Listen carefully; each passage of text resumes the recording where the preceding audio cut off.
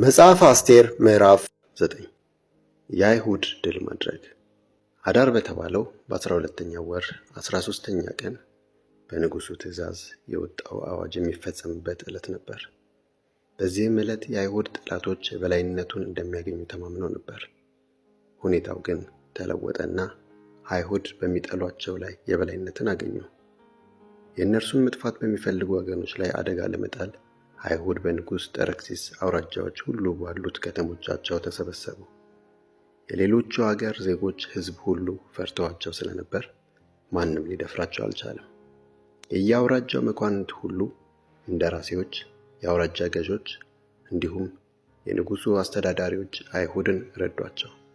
ይህን ያደረጉትም መርዶክዮስን ስለፈሩ ነበር። መርዶክዮስ በቤተ መንግሥቱ ታዋቂ ሆነ።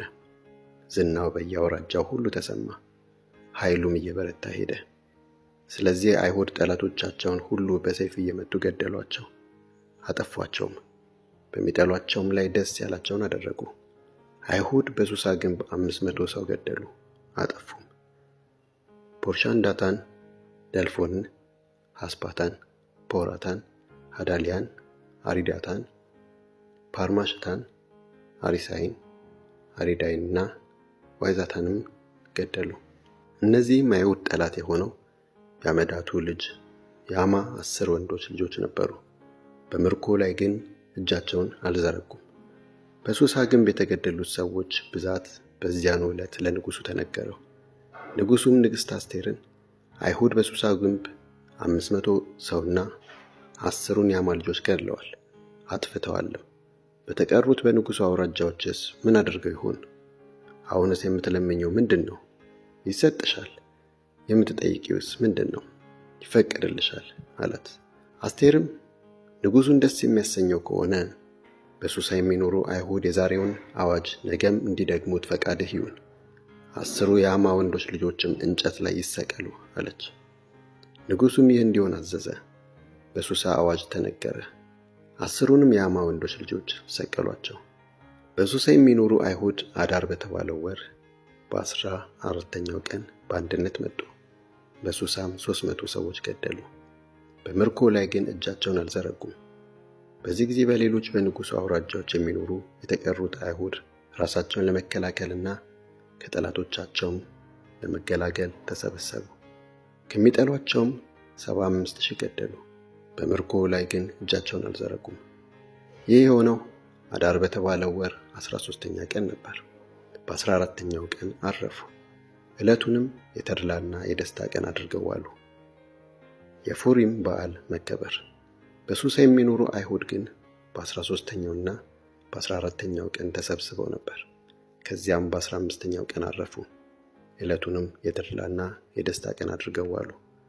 በየመንደሩ የሚኖሩ የገጠር አይሁድ የአዳርን ወር 14ኛ ቀን የተድላና የደስታ እርስ በርሳቸውም ስጦታ የሚለዋወጡበት ቀን አድርገው የሚያከብሩት ከዚሁ የተነሳ ነው።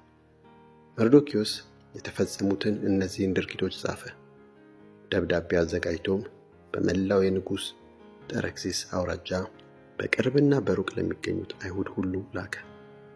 የላከውም የአዳርን ወር 14ኛና 15ኛ ቀን በየዓመቱ እንዲያከብሩ ነው። የሚያከብሩትም ምክንያት አይሁድ ከጠላቶቻቸው ዕረፍት ያገኙበት፣ ሐዘናቸው ወደ ደስታ፣ ልቅሷቸውም ወደ ክብረ በዓል የተለወጠበት ቀን ስለሆነ ነው። ቀኖቹንም የተድላና የደስታ ቀኖች አድርገው እርስ በርሳቸውም የምግብ ስጦታ እየተለዋወጡና ለድሆችም ስጦታ እየሰጡ እንዲያከብሩ ጻፈላቸው። ስለዚህ አይሁድ መርዶክዮስ የጻፈላቸውን ለመፈጸምና የጀመሩትን በዓል ለማክበር ተስማሙ። ምክንያቱም የአይሁድ ሁሉ ጠላት የሆነው የአጋጋዊው የአመዳቱ ልጅ ሐማ አይሁድን ለማጥፋት አሲሮ ነበር።